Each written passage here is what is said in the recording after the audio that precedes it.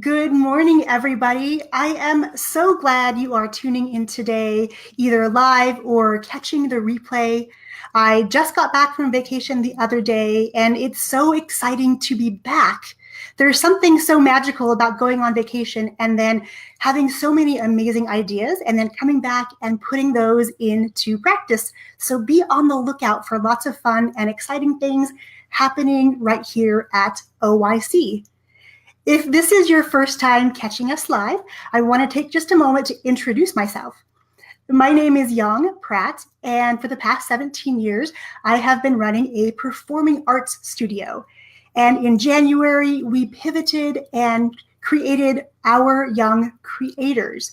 And we are all about helping to equip kids with real world skills using technology so that they can go create the life of their dreams and serve others in the process. Now, one of the things that I love so much about this online world is that connections can happen so quickly. And that's exactly how it played out with our guest today. Kathy Stowell and I were fortunate enough to be in a coffee chat in one of the groups that we belong to, and we connected, and we definitely knew that we had so much in common that I wanted to bring her on today. So, without further ado, I would love to bring on Kathy Stowell to our live broadcast. Welcome, Kathy. Hi, Yong. Thanks for having me. It's my absolute pleasure. And I loved that you were so bold in our last coffee chat that you just said, hey, I would love to be on your podcast. And literally that was like a little over a week ago or so. Yes. And here we are. I'm definitely a go-getter. Yes. And yes, the online space makes it so easy for us to be able to make connections in lightning speed, and things can happen so quickly. And I just love that. I would love for you to take a few moments and let our listeners and viewers and podcast listeners know what you do and how you serve the world. Sure, honey. Well, what I do is I train and mentor moms who want to start coaching or mentoring moms themselves. My program is called Mama Bliss Coaching School, and I offer it twice a year. And this fall, we're actually entering into our 10th session of it. So I just feel like that's such a magical number. And yeah, I live in Nelson, British Columbia, up here in Canada. And I know, it's the most beautiful time of year. It's so almost tropical, just the lushness right now. And just really blessed that both my husband and I get to work from home. So the kids are just super sick of our mugs by now. A lot of quality time. But thank goodness for the internet. So I get to connect with amazing moms and women like you and get to share our medicine and message with the rest of the world. And that's such a huge thing, especially for any of you moms listening. I know sometimes, depending on what season of life you're in, you might be wondering what is next. And now that the internet is here and online businesses are growing like crazy, I think it kind of levels a playing field for mamas who are raising kids and, juggling a career and their family. That online business makes it really so easy to really share our passions and our messages. And there's absolutely somebody in the world who needs to hear what you have to share and learn from your lessons. So I definitely want to encourage all of you to really think about the things that might come easy to you and then start dreaming big. Kathy, I would love to know the origin story about how you got into this space, helping other moms really share their messages in a bigger way. Exactly. I just loved how you use the word seasons. I use that a lot when I'm using the analogies. That and, birthing's a big analogy for me too. But Yeah, I went through different seasons. I actually started this journey when my daughter was a toddler, and she's 13 years old now. So I've been at this for a long time. It began as an online space, as a hobby blog, documenting the kids' growth. We just moved from the city out to the boonies and to start a hobby farm, so a way to keep connected with the grandparents. And it just turned into my favorite crafty pursuit. I was documenting as well my craftiness. I was really into sewing and yarn, spinning my own yarn, and even the creative process of building a hobby farm, making cheese and kombucha. Like we were busy bees. Mhm. And so I just noticed, though, the actual writing and making those connections with these moms from all over, but we had all these common interests that attracted them to me. They just were following me over the years. And so I knew I couldn't stop blogging. So I was trying to figure out ways to earn an income from that. Plus, we're living quite remote. So the job opportunities were pretty limited. So I experimented, and again, I always say I just followed my bliss, whatever would pick up my energy. Back in those days, ironically, crafting was what was picking up my energy. So I wrote a lot about that. But then when it started feeling depleting, then that's what kind of motivated me to what would be a fun way to share these gifts and earn an income. So that's when I created my first e-course. It was a sewing course for busy, I called it backwoods moms, and it was so much fun. So when I really noticed then that my energy picked up when I was making the videos, when I was putting the website together.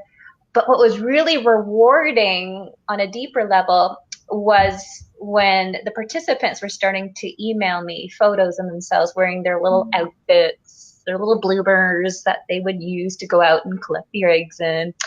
And so that gave me just the taste of a deeper connection. So that's what, again, following my bliss, that ache in my soul to go a little deeper, because I was noticing that creative play, even no matter how busy things get, no matter how much we find on our plates, no matter what season we're in, can really help us integrate, this experience and really move that energy forward. So, but what got me excited was just connecting on a more intimate level with my followers. So that's when I decided to become a coach and get certified.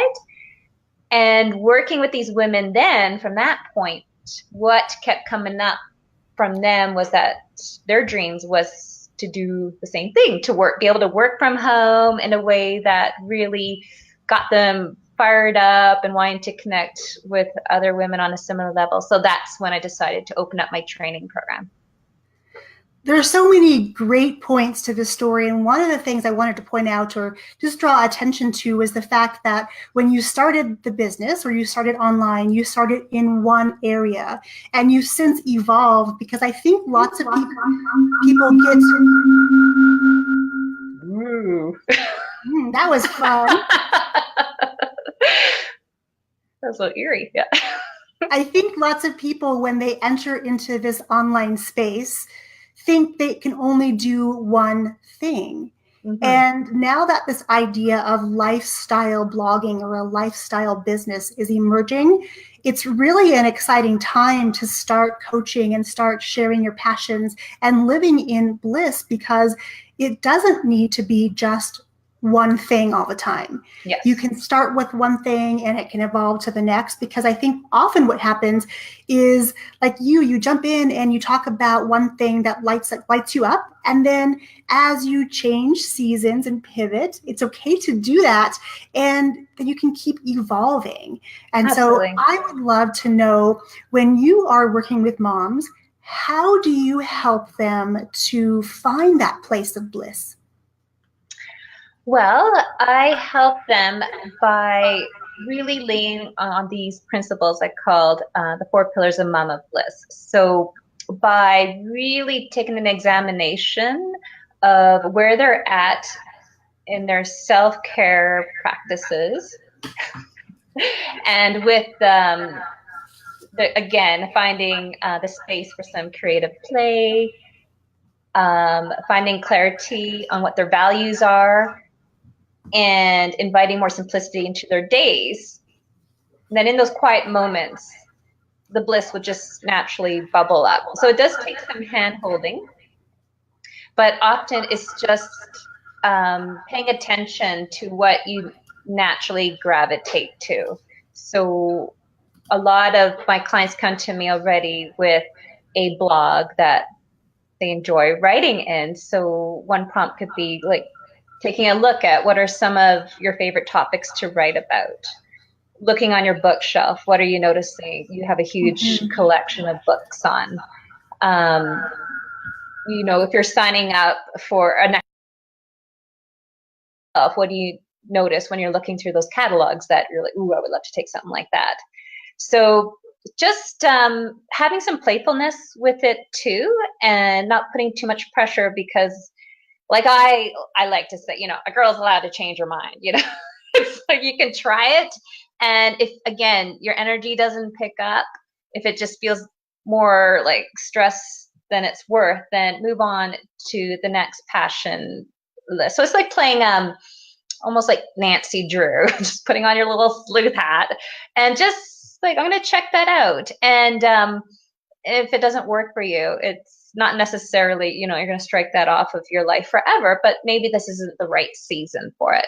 Like even my sewing, when I began my blog, I did I think it was like a 5-year experiment to see if I can go without buying new clothes, instead make all of my own. I was a sewing maniac.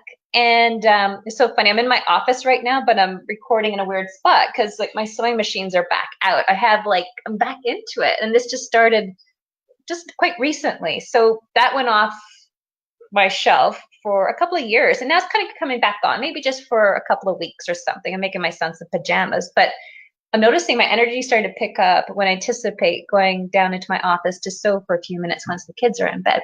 So yeah, just kind of documenting what turns you on, and then just, you know, putting in the back shelf and explore something else if it doesn't feel right. And I think what you said, there's a really big echo. Hang on one second.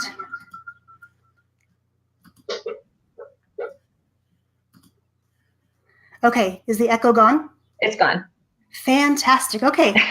So I wanted to backtrack a little bit because you said something really important. And I think that people get so wrapped up in creating something new and doing something new and learning all these new things all the time that we often forget and neglect the things that come most easily to us and the things that are already bringing us joy, kind of discounting them and saying, you know what, nobody wants to know about that.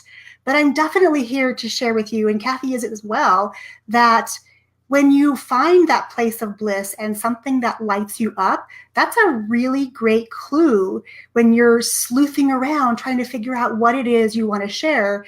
Start with those things, start documenting, but the things that come most easily to you, the things you could do in your sleep, the things you can talk about all day long are a really great place to start. Mm-hmm. And when I chat with families, that's where we start as well. So I think that no matter what your vision is, that starting with what you know and the resources you already have, without having to, you know, go purchase a bunch of courses right off the bat, really just starting from that simplistic place of, okay, what does my life look like now? What excites me? What can I share that's going to make an impact? Because I truly believe that each of us has an amazing story and amazing gifts to share. And there is somebody out there waiting to hear your story and to learn from you. And, you know, that's our moral responsibility. We Yes. need to be stepping into the fear, pushing through that, because when it comes to creating a business, an online business especially, lots of fears come up because we have to start being really authentic and showing deeper parts of ourselves that pre-internet we would never talk about. So I think it's a really fascinating exercise to do as Kathy has said and just start documenting. And I loved that you have the word playfulness in there.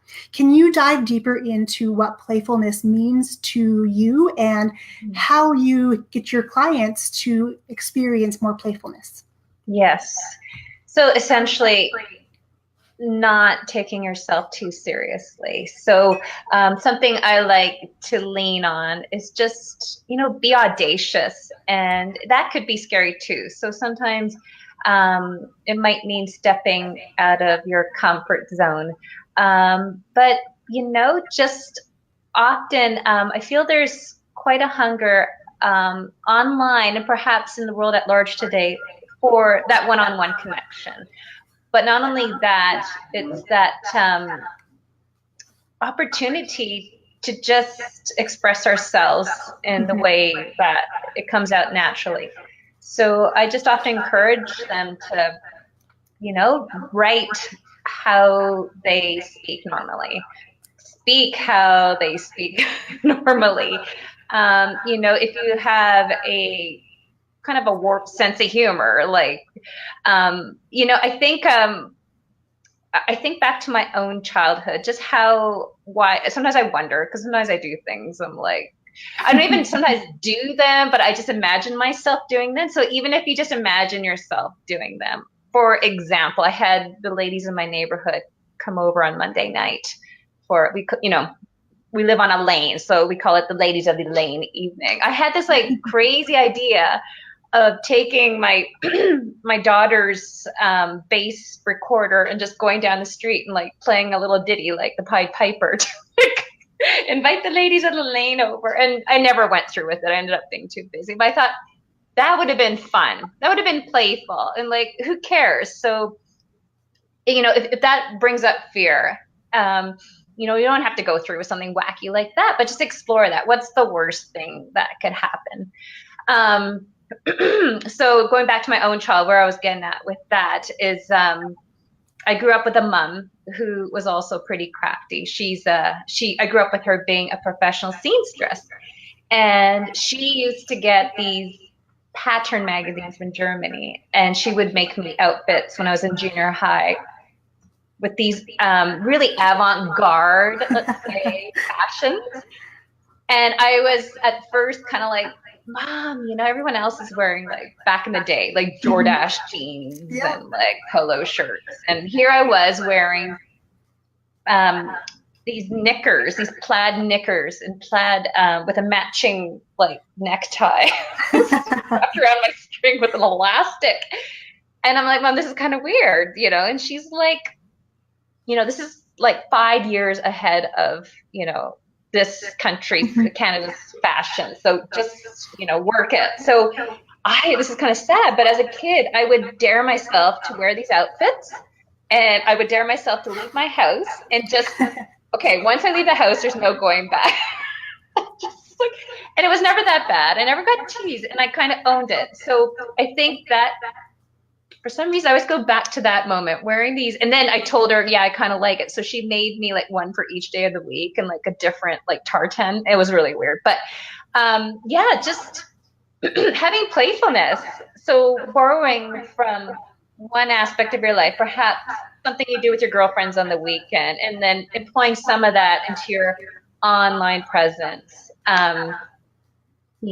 Like I love taking belly dance class. So, what if you started off a Facebook Live, like just having fun with it, so that the little ingredients that make you so unique, something's going to like attract your perfect people to you, and they're going to not know why. It's just that perfect blend that makes you you. Mm-hmm. So just leave the house with it, close the door, just work it. Yeah, and just go boldly. And yeah, like you said, you got to work it for sure. Mm-hmm. I'm curious about your kids. You grew up with a mom who was very crafty, and yes, you obviously learned sewing from her. Do your kids also have the inclination to be crafty and want to make things with their hands? Yes, very much so. My daughter, she's 13, like her sewing skills almost surpass mine. She'll when she was quite young, she must have been, this is about 4 years ago or 5. I guess she was about 8 or 9, and yeah, she just took a sewing class, and she came back after like 3 of them, like just a natural. Even my mom, she's like, of all my children and grandchildren, Edie's the only one who got my sewing skills. So she totally like skipped over me. And so I remember her coming saying, Mom, can I have a piece of stretch knit fabric? I'm like, sure. She was up before dinner, like an hour later, wearing this awesome shirt, like poof sleeves. And I was just like, oh my God, did you make it? And then my son, the feedback we get back from his teacher is always, he's really into tinkering. Like he's probably going to be an inventor, and he always has these ideas of inventions. And she just says something to the fact of, you should like hold that for him. So I'm really excited because I grew up with 2 entrepreneurs. My father was an inventor. My older brother has a patent. He invents things too. He works in biomedical, like snoring technology, something like that. And so yeah, I come from a line of entrepreneurs. So it makes me really excited to think that they have that within them, creating something from nothing and then like sharing that gift with the world. Makes me like really excited. Yes, I love when my girls do the same thing. And I think that my youngest and your daughter would be fast friends, because like your daughter, she'll take a piece of fabric and an hour later she'll come and she'll show me what she's created. I have no idea where the idea came from or how she figured it out. But I mean, she's figured it out. She's figured out how to use the sewing machine, and she's doing all these things, hand stitching. And yes, I definitely do not have those skills, but it's something that she gravitates towards naturally. So maybe in the future, we need to plan a little retreat where it can be moms and daughters creating and crafting and sewing. Cute. And, starting with an idea and then creating something out of that nothing idea. I just think there's something so beautiful about being a creator and raising a creator, the kids who think outside the box or who want to take the box and make something else from the box and really just have no concept of possibility or reality, because everything is possible to them. Like there's nothing that isn't able for them to make. And there's something so beautiful about that. Now, I know that you have another interview coming up. I know, and I got so many stories. You're saying things, I'm like, oh, but yes, we must do this again. We'll have to reconnect, and we'll maybe have to do a little series of things about how we can help our kids to instill that love of creativity, especially if, as parents, we don't feel like we are creative in certain areas. How do we then help our kids to learn those things and have them be open to experiences and opportunities? Because I think that's something that our kids desperately need in this day and age. They need that outlet, that they need that place where they feel 100% them. They need to be in a space of love and contentment and joy, and using your word of bliss. So we definitely will continue the conversation. Awesome. Until then, how can listeners and viewers find out more about you and connect with you? Sure. They could check out my Facebook page, Bliss Beyond Nap Time. And I, too, have a weekly show called the Mama Bliss Show, where we touch upon just feeding our bliss. So, again, it can pour forth and we can discover our gifts to get them out there in the world. And we'd love to see you there. Amazing. And what day does your show go live? It's Thursdays at 10 o'clock Pacific Standard Time, or I think that's 1 o'clock Eastern. Perfect. Amazing. And if you would come back into this live video and pop your links in there so people can get directly to you, that would be amazing. Aww. And when this goes on the podcast, I'll make sure you have direct links to find you as well. Oh, thanks, honey. Thank you. Well, thank you, Kathy, so much for your time this morning. We will definitely continue the conversation on another episode or multiple. Until then, I wish you an amazing day, and I look forward to watching your live videos. Thanks, honey. Thanks, Yong. Cheers.